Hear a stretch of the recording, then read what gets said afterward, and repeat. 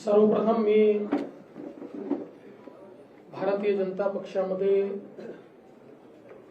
माननीय अशोकराव चव्हाण साहेब, अमर राजूरकर जी यांचं मनपूर्वक स्वागत करतो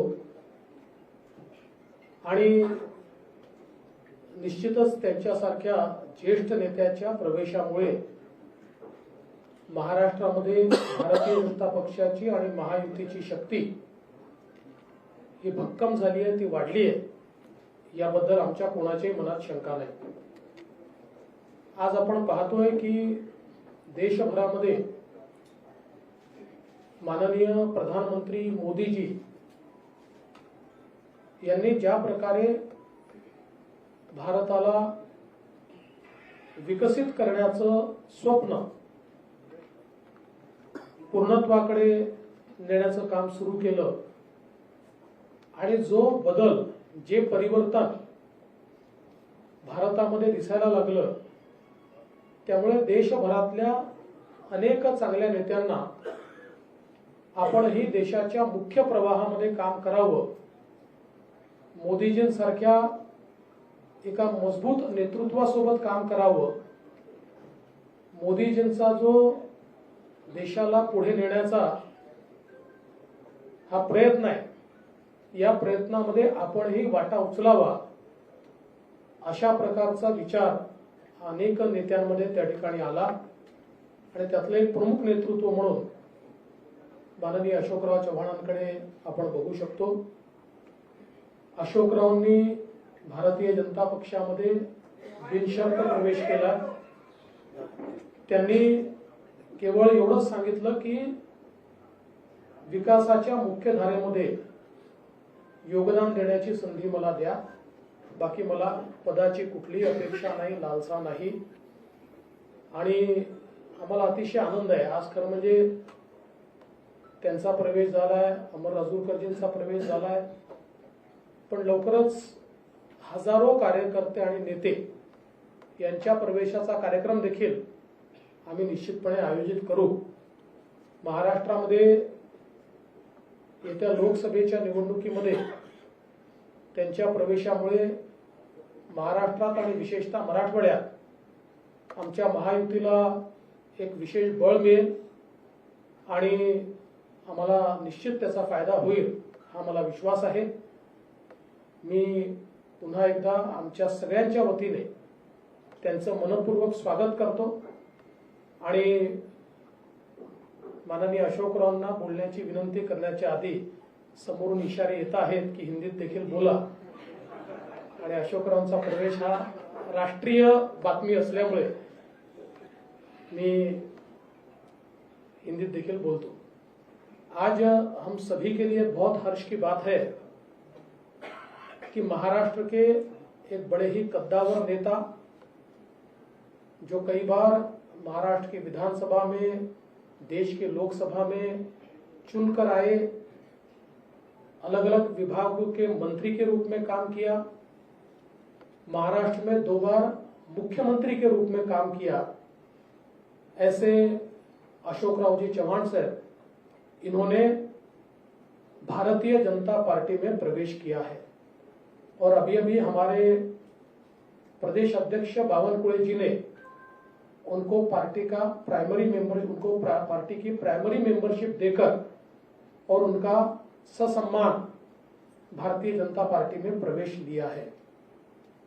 हमारे लिए बहुत हर्ष की बात है, क्योंकि आज हम सभी लोग देखते हैं कि पूरे देश में मोदी जी ने जिस प्रकार का विकास का कार्य किया है और जिस प्रकार से भारत का चेहरा और चित्र बदला है, इससे प्रभावित होकर कई पार्टियों के बड़े बड़े नेता जो है, इनको भी ये लगता है कि देश की इस विकास की राह में हम भी मोदी जी के साथ अपना योगदान दें, और इसी के चलते कई कद्दावर नेता भारतीय जनता पार्टी में आ रहे हैं।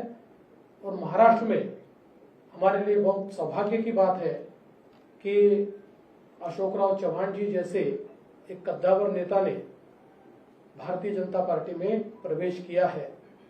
और जब हमारी उनसे चर्चा हुई उस समय उन्होंने बहुत स्पष्ट रूप से कहा कि मैं बड़े से बड़े पद पर रहा हूं, इसलिए मेरे लिए पद कोई मायने नहीं रखता। मैं देश की मुख्य धारा में मोदी जी के साथ योगदान देना चाहता हूं और इसलिए भारतीय जनता पार्टी में मैं प्रवेश कर रहा हूं।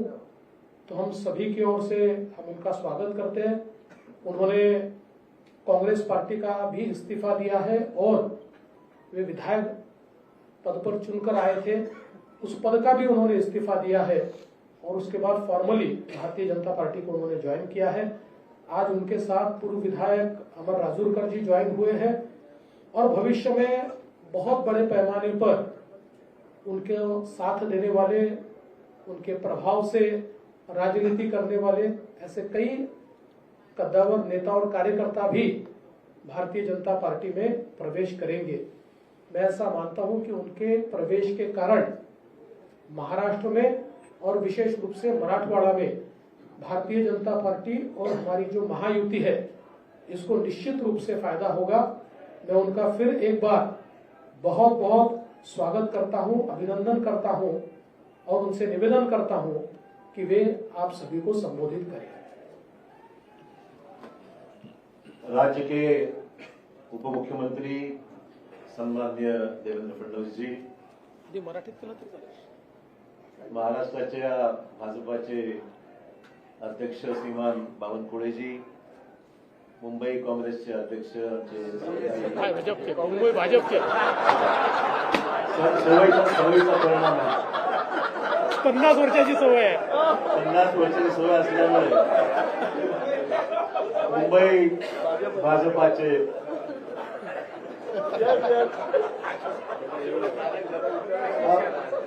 पहिली प्रेस कॉन्फरन्स भाजपाच्या कार्यालयामध्ये होत आहे। तेवढं थोडंसं मला एक्सक्यूज करा, आज पहिलाच दिवस आहे। कालच राजीनामा दिल्यामुळे एकदम स्विच ओव्हर थोडासा, परंतु आमचे मित्र भाजपाचे मुंबईचे अध्यक्ष आशिष शेलारजी, खासदार प्रताप पाटील, आमचे पालकमंत्री गिरीश महाजन, लातूरचे आमचे खासदारजी, ज्यांनी आमचे या ठिकाणी उपस्थित असलेले अमर राजूरकरजी आणि सर्व विधान परिषदेतील आमचे नेते आणि सर्व आमचे सहकारी उपस्थित पत्रकार बंधू भगिनी आणि सहकारी मित्रांनो, सर्वप्रथम मी देशाचे प्रधानमंत्री श्री नरेंद्र मोदीजी, देशाचे गृहमंत्री अमित शाह साहेब, भाजपाचे राष्ट्रीय अध्यक्ष जे.पी. नड्डाजी, त्याचबरोबर उपमुख्यमंत्री देवेंद्र फडणवीसजी, बावनकुळेजी, आशिष शेलारजी आणि भाजपाचे असंख्य इथे चाहते, ज्यांनी मनापासून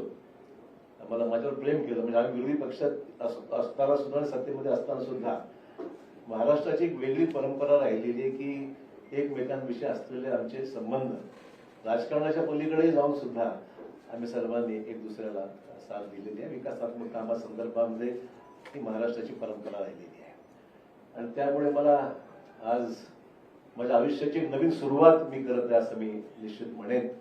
इतके वर्ष मी गेल्या 38 वर्षाचा माझा हा राजकीय प्रवास हा मी आज बदल करत आहे आणि त्यातून आज भारतीय जनता पक्षाच्या या पक्षामध्ये प्रवेश करत आहे।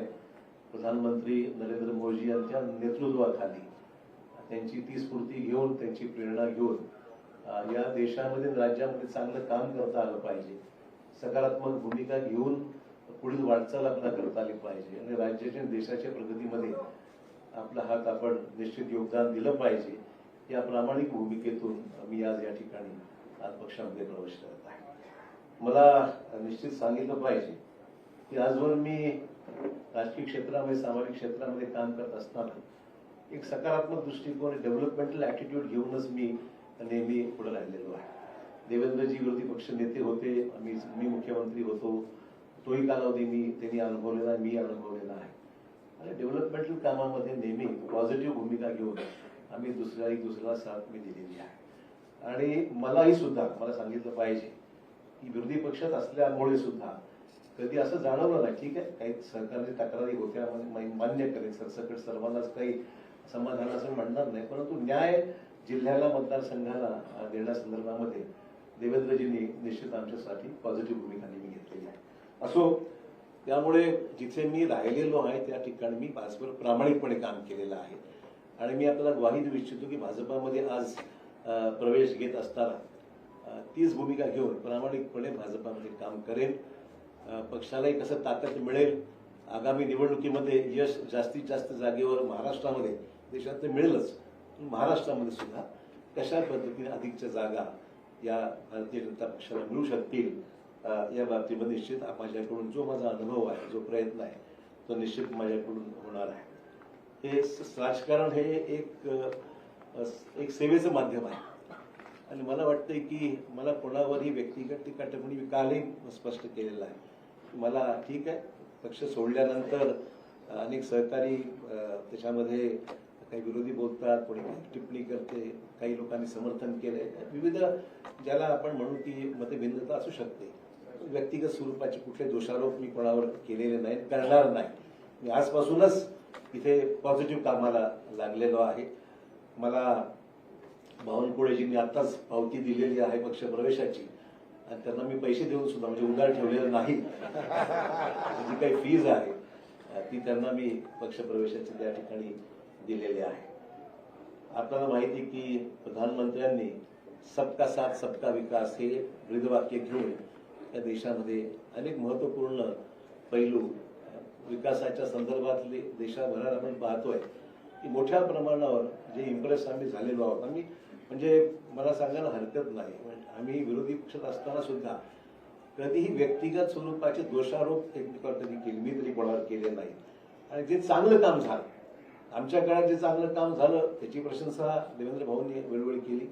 आम्ही सुद्धा त्यांच्या विद्यमान सरकारमध्ये जे चांगलं काम होत आहे त्याची प्रशंसा आम्ही सुद्धा केलेली आहे.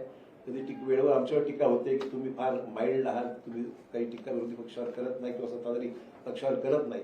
हेतू तो नाही आहे. महाराष्ट्राची जी परंपरा आहे, जी सभागृहामध्ये एकमेकाविषयी असलेली जी भूमिका असते विरोधी म्हणून, ती प्रामाणिकपणे विरोधात असताना केलेलीच आहे.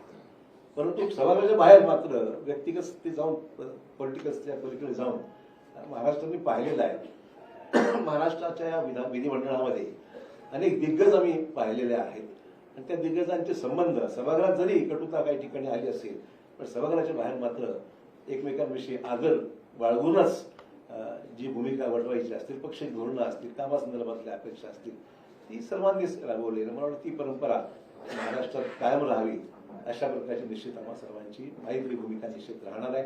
एक नवीन सुरुवात भारतीय जनता पक्षाची जी काही ध्येय धोरणं आहेत त्या पद्धतीने निश्चितच काम केलं जाईल. पक्षाच्या भूमिकेतून जे आदेश पक्ष मला देईल, उपमुख्यमंत्री देवेंद्र फडणवीस सांगतील त्या पद्धतीने निश्चित आगामी काळामध्ये काम करण्याचा माझा मानस आहे. कुठली मागणी मी त्यांच्याकडे मी केलेली नाही. जे मला त्या ठिकाणी सांगितलं जाईल त्याप्रमाणे निश्चित मी काम करेल. माझ्या आधीच्या पक्षातील माझ्या सहकार्याचे मी आभार मानतो. या निमित्ताने इतके वर्ष आम्ही एकत्र राहिलो. ठीक आहे, हा माझा व्यक्तिगत निर्णय होता, मला कोणी जाणून सांगितलं नाही आणि मी शेवटपर्यंत, लोक म्हणतात कालपर्यंत तुम्ही पक्षाकडे तिथे बसला होता आणि अचानक तुम्ही स्विच ओव्हर झाला. म्हणलं शेवटच्या क्षणापर्यंत मी जिथं आहे त्याचं काम मी केलेलं आहे आणि आज जेव्हा गेलो तेव्हाच मी मग त्यानंतर माझी भूमिका मी या ठिकाणी स्पष्ट केली आहे. त्यामुळे मित्र, बस एवढंच या निमित्ताने मला सांगायचं. मी अधिक काही याच्यावर आज तरी भाष्य करणार नाही. मी सुद्धा या पक्षात नवीनच आहे, त्यामुळे सगळ्याच गोष्टीवर आज काही बोलण्यापेक्षा निश्चित योग्य वेळी. मैं आज भारतीय जनता पार्टी में यहाँ पर मैंने प्रवेश लिया है और मैं आभार मानना चाहूँगा देश के प्रधानमंत्री श्री नरेंद्र मोदी जी का, फिर देश के सम्माननीय गृह मंत्री अमित भाई शाह जी का, राष्ट्रीय अध्यक्ष JP नड्डा जी का, देवेंद्र फडणवीस जी का, बावनकुळे जी का, आशीष शेलार जी का, सभी नेता जो मेरे साथ में बैठे हुए, मेरे नांदेड़ से आए हुए हमारे सहयोगी अमर राजूरकर जो MLC रह चुके हैं वो भी आए हुए हैं, उनका भी प्रवेश आज हुआ है. मैं आभार मानूंगा भारतीय जनता पक्ष के नेतृत्व की. उन्होंने मुझे आज ये मौका भारतीय जनता पार्टी में आने न्योता दिया और काम करने की यहाँ पर मुझे यहाँ पर संधि दी है, एक मौका दिया है, उसलिए मैं उनका दिल से शुक्रिया अदा करता हूँ। सार्वजनिक जीवन में काम करते हुए एक पॉजिटिव एटीट्यूड लेके, डेवलपमेंटल एटीट्यूड लेके आने वाले समय में काम करने की भूमिका मेरी है, पहले भी रह चुकी है और आज भी मैं जो आया हूँ इस नए क्षेत्र में नई शुरुआत जब कर रहा हूँ तो मैं इसी डेवलपमेंट, प्रधानमंत्री जी को जो सबका साथ सबका विकास ये भूमिका लेकर, प्रधानमंत्री जो पूरे देश भर में जिन्होंने नेशनल इंटरनेशनल लेवल पे एक अलग अपनी छवि बनाकर एक अच्छा काम करके दिखाया है, निश्चित तौर पर इम्प्रेस हूँ, निश्चित रूप से इम्प्रेस हूँ मैं। इसमें कोई अलग भूमिका नहीं है। जो अच्छा होता है तो अच्छा ही बोलना चाहिए, जो खराब है तो कभी शिकायत भी हमने की है तो मैं ना नहीं बोलूंगा।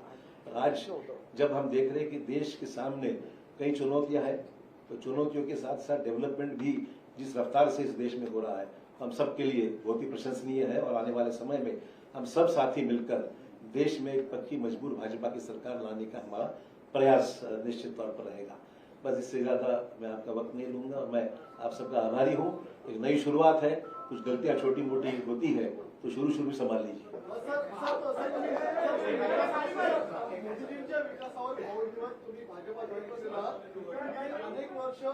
अनेक वर्ष काँग्रेसमध्ये काम केलेले आहेत, अनेक आमदार ते देखील मोदींच्या विकासावर या ठिकाणी इम्प्रेस झाले असतील, तुमचे सहकारी असतील, ते सुद्धा भाजपा जॉईन करणार आहेत का? मला मुद्दाम सांगितलं पाहिजे, मी कोणालाही, हा माझा व्यक्तिगत डिसिजन होता, मी कोणालाही आमंत्रित किंवा निमंत्रित केलं नाही।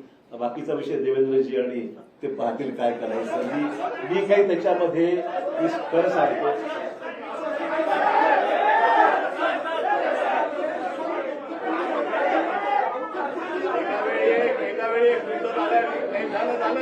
अरे बाबा, हॅलो, अरे शांतपणे असं तुम्ही, तुमच्यापैकी कोण काय बोलतंय आम्हाला काही लक्षात येत नाही। आपल्याला जर प्रश्नोत्तर करायचे असतील तर तुम्ही शिस्त पाळली तरच होईल। एका वेळी एक जण एकाने प्रश्न विचारला त्यांनी पुन्हा विचारायचा नाही।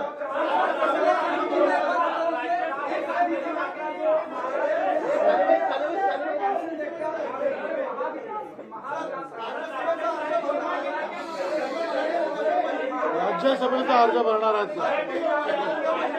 असं आहे की राज्यसभेचे अर्ज कोण भरतील कोण भरणार नाही याचा निर्णय केंद्रीय भारतीय जनता पार्टी करते। केंद्रीय भारतीय जनता पार्टी राज्यसभेच्या आमच्या उमेदवारांची घोषणा करेल, ती केल्यावर तुम्हाला समजेल। आप उसको देखेंगे और खासकर महाविकास आघाड़ी लगातार कोशिश कर रही है बीजेपी को महाराष्ट्र के भीतर रोकने के लिए। जो मिशन 45 का बीजेपी ने टारगेट लिया, उसको कैसे देखते हैं? देखिए, चुनाव जब करीब आता है तो स्वाभाविक है कि हम उनसे कोई कोऑपरेशन को भी तो नहीं कर सकते हैं। ये राजनीतिक जंग है, जंग में उतरने के बाद सब जायज है, वो कोशिश करेंगे, हम भी कोशिश करेंगे। तो मुझे लगता नहीं इसमें कोई नई बात है करके। जंग शुरू है, हम भी लड़ेंगे, वो भी लड़ेंगे। आपने कहा कि आपका ये व्यक्तिगत निर्णय है, आपने आगे तक काम किया है। जी। ऐसे बहुत से लोग हैं जो चाहते हैं कि विकास के राह पर आगे जाए, मोदी जी के साथ बढ़ाए, मेन स्ट्रीम में आए। क्या ऐसे लोग को आप कहना चाहेंगे कि भाई? देखिए, पहला ही दिन है, मेरे पर गूगली इतनी मत डालिए आप। मैं इतना ही कहना चाहूंगा, ये काम जो है प्रदेश अध्यक्ष जी बावनकुळे जी बहुत दिनों से कर रहे हैं और देवेंद्र जी का भी उनको साथ है। उन्होंने कभी उनको जरूरत पड़ी तो मैं उनको कुछ गाइड कर सकता हूं। मैं इसका जवाब इतना ही देता हूं कि अशोक राव की मदद कहाँ लेनी है हमको पक्का पता है। हम उचित जगह उनकी मदद लेंगे, आप चिंता मत करिए।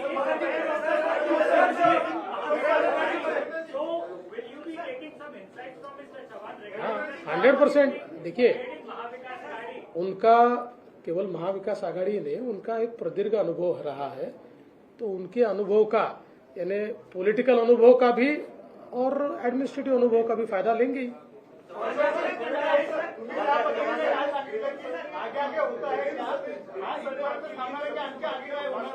जी, राष्ट्रीय स्तर की नेता है, एक और राष्ट्रीय घटक चल रहा है। दिल्ली के बॉर्डर पे इस वक्त किसान आंदोलन आया है, उसका आरोप ये लग रहा है कि किसानी का आरोप आपकी पूर्ववर्ती पार्टी कांग्रेस पर लग रहा है कि उन्होंने चाहा है एक बार फिर चुनाव को देखने के लिए। किस कॉन्टेक्स्ट में? देखिए, आरोप प्रत्यारोप तो राजनीति में होते रहते हैं।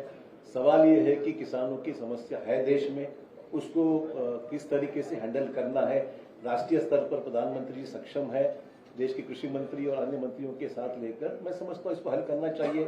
आपको याद होगा जो किसानों के 3 कानून बना, अल्टीमेटली सरकार ने विड्रॉ किया, पब्लिक ओपिनियन जानकर उसको फैसला लिया गया। तो मैं नहीं समझता प्रेस्टीज की बात। हम चाहते हैं कि देश के सभी तमाम किसानों को न्याय मिलना चाहिए, किसानों की आत्महत्या को रोक लगाने के, कम करने का प्रयास होना चाहिए। और मुझे उसमें जो हो रहा आंदोलन उसमें ध्यान निश्चित देंगे, ऐसी कोई बात नहीं है।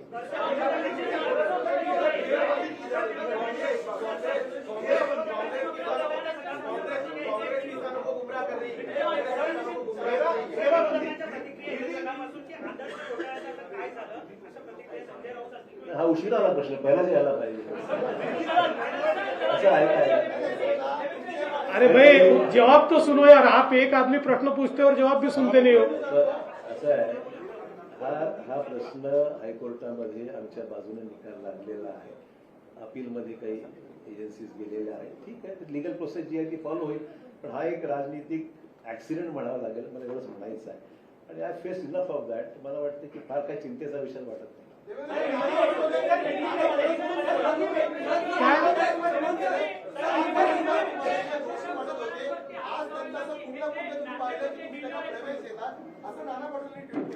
नाना पटोलेने प्रवेश दिलाच होता की नाही, आम्ही राहिलेच ना आमच्याकडे ते।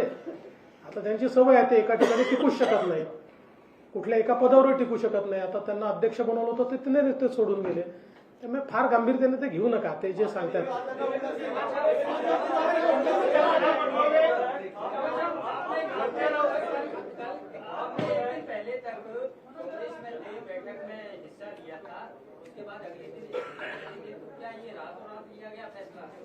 नहीं, जरूरी नहीं ऐसा है कि सोच विचार तो चल ही रहा था, और मैं देख रहा था अच्छा मुहूर्त है आज का, तो निकल दिया उसने।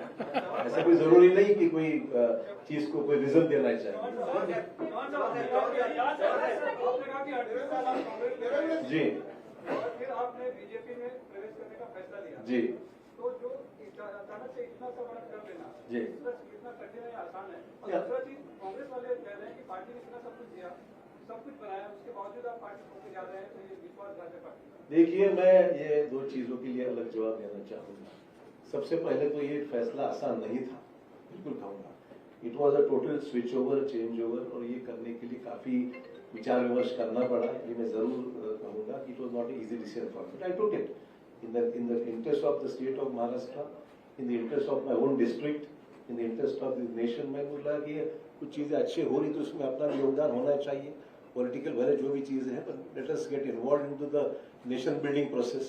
इसमें समय लगा है, it was not a one day snap decision, ये मैं कहना चाहूँगा।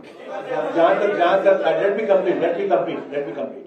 दूसरा इशू है सर, जरूर पार्टी ने मुझे बहुत कुछ दिया, मैं नहीं मना नहीं कर रहा हूँ, पर ये भी सच है मैंने भी पार्टी के लिए बहुत योगदान दिया, जिसके लिए महाराष्ट्र में कांग्रेस पार्टी को निश्चित ताकत मिली, ये भी कोई डिनाई नहीं कर सकता। तो it was not, I am not, मतलब ये मैं पर्सनली ऑब्लाइज हूँ पार्टी के लिए, मेरे पार्टी की लीडरशिप के लिए मैं ऑब्लाइज हूँ, बट अचानक अगर तुम मेरे बौछार कोई चीज की करते हो जो उचित नहीं है, ठीक है, मैंने फैसला किया इंडिविजुअली, मैंने पार्टी को डैमेज करने की कुछ नहीं किया, it was my own personal decision, but मैंने भी पार्टी में मेरा योगदान क्या है वो मेरी नेशनल पार्टी जानती है। You were not listened by your center leadership. That is what being said, and the state leadership. You were also unhappy with the state leadership. Let's not talk about what has happened. We are switching on to a new system now, so I think it's better we discuss the present system.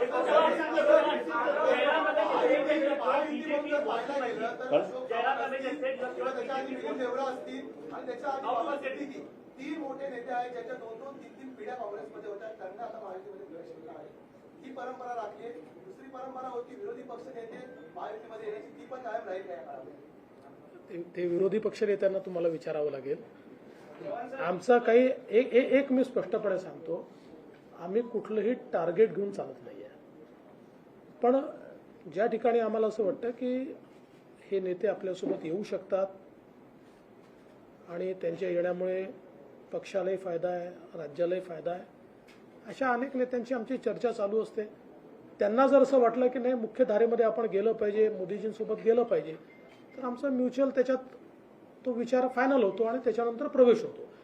तर हे खरंच आहे की अजून काही नेते आमच्यासोबत चर्चेमध्ये आहेत। नाही, असं काही यादी वगैरे हा विषय नाही, असा काही 14 आमदार आणणार आणि ते वगैरे हे आकड्यांमध्ये आम्हाला जायचं नाही. मी एवढंच सांगतो की जमिनीशी जुडलेले जे नेते आमच्या सोबत येतील त्यांचं आम्ही स्वागत करू.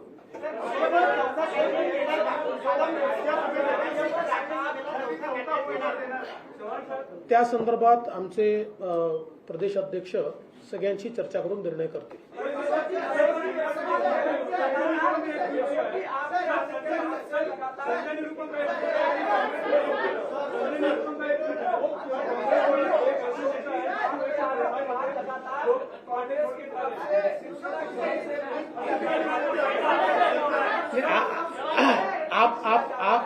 आपने जिनकी बात की मैं उनको अड़चन में नहीं लाना चाहता, पर उनका भी इंतजार है. उनसे हमारी कोई बातचीत नहीं है. पर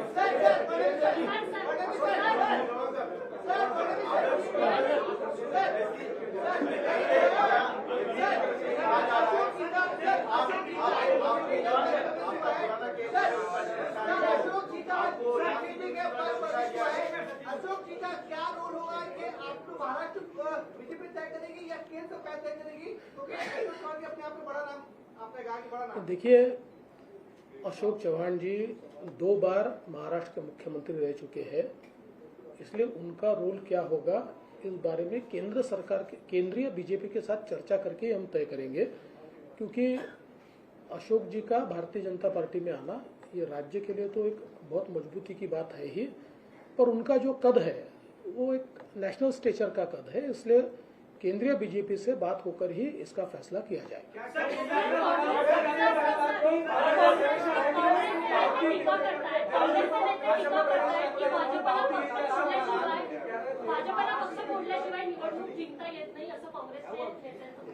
माझा त्यांच्यावर उलटा आरोप असा आहे की त्यांना त्यांचा पक्ष सांभाळता येत नाही, त्यांना त्यांच्या पक्षात नेते सांभाळता येत नाही, त्यांना त्यांच्या पक्षामध्ये मोठ बांधता येत नाही, कारण कोणाचा पायपोस कोणाच्या पायात नाही. आज हे सगळे मोठे नेते इतके वर्षाची त्यांच्या पक्षातली पुण्यही सोडून आमच्यासोबत का येत आहेत? याचं कारण आहे की आज काँग्रेसमध्ये जे वातावरण आहे, आज काँग्रेसमध्ये पार्टी कुठल्या दिशेने चालली आहे हेच कोणाला समजत नाही.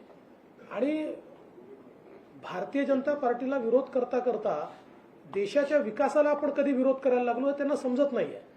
आणि मग जे नेते आहेत, सीझन नेते आहेत, ते ज्यावेळेस दृष्टिक्षेप टाकतात त्यावेळेस त्यांच्या लक्षात येतं की बाबा आपण काय करतोय, आपलं नेतृत्व काय करतंय. तर त्यापेक्षा देशाच्या मुख्य धारेमध्ये आपण गेलं पाहिजे, म्हणून लोक आमच्यासोबत येतात. त्यामुळे त्यांनी पहिले आत्मचिंतन केलं पाहिजे की त्यांना घर का सांभाळता येत नाही, ज्यांनी काँग्रेस मोठी केली, ज्यांनी आपलं सर्वस्व काँग्रेसला दिलं, असे नेते का आपल्याला सांभाळता येत नाही, असं आत्मचिंतन त्यांनी केलं पाहिजे.